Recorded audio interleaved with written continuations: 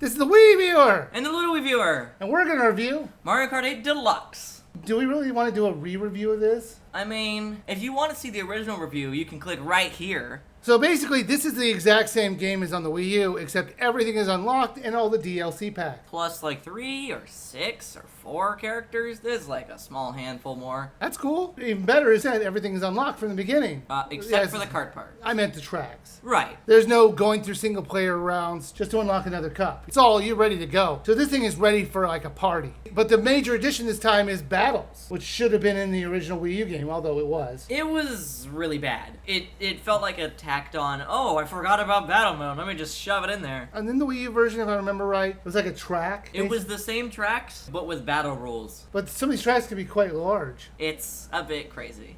So if you've never played Mario Kart before, this is a racing game where you can use items these items can be used to take down your opponents and give yourself an advantage. There's not a lot to say on a game that we've already reviewed. You want to just talk about the stuff we haven't talked about? Which would basically be battle mode. Alright, so what do you think of battle mode? Disclaimer, I never liked battle mode to begin with. Not to say it's a bad mode, but just because I like the racing part of a racing game. See, I remember playing battle mode with my friends in Super Mario Kart. I never really liked the Super Mario Kart and GBA one because they're hard to control, but I see the appeal. So there's different kinds of battles. There's a balloon one, there's a coin one. There's Renegade Roundup, which is my favorite. Is that the Piranha Plant one? Yeah, it's the Piranha Plant one and the one where you can get locked up. And So why don't we just go over them one by one? Let's start with Balloon. Balloon is basically the basic one that you're used to, where you have 5 balloons and you try and pop the other people's balloons. Balloon battles, it's alright. It's the classic. There's not much else to say to that. Coin Runners is a mode where you collect coins. Whoa! Hold the phone there. Are you sure about that? Might have to check my notes on that.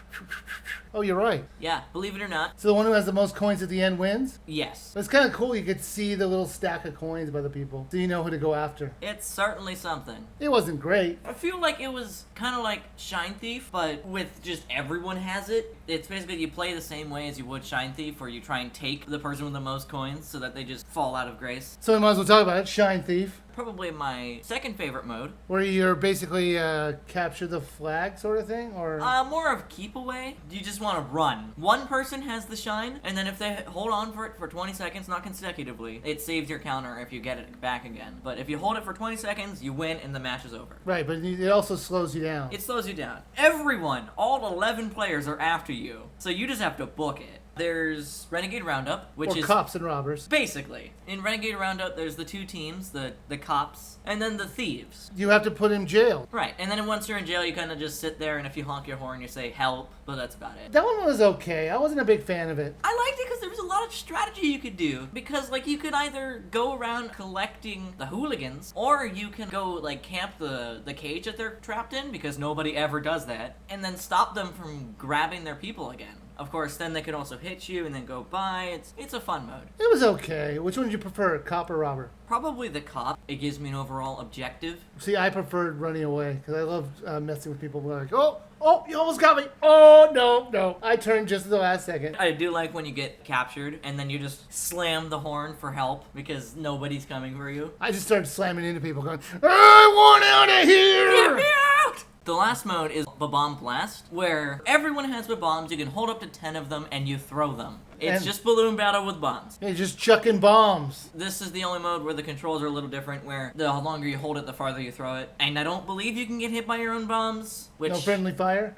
Thankfully. That's good. I didn't like it that much because I don't really like using the bomb item to begin with, since I find it pretty pointless. I see the appeal, it's just I don't like the mode very much. What do you think of the single player tracks? They unlocked everything, even mirror mode. The whole package, track-wise, is fantastic. It's varied quite a lot. Right, and they're all great. Now we should probably talk about the online mode. I had some issues getting into battle. Connection issues? Yeah. I had the same with tracks.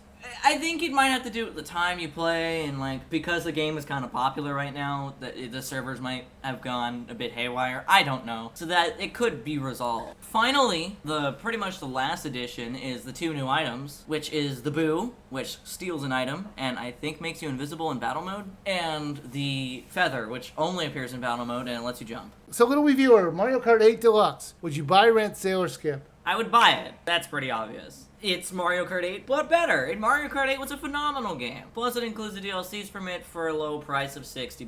But the main question I have to ask is, if you own the Wii U version, should you buy the new one? Honestly, probably not. Although the portability of the Switch is really nice. So that's hard to say. I can't really give a verdict on that one because it would depend on the person. Maybe not worth $60 for portability. And I would say buy. I mean, let's be realistic here. Even if you own it on the Wii U, the fact that you could take it to parties with you and just like on the go makes it great.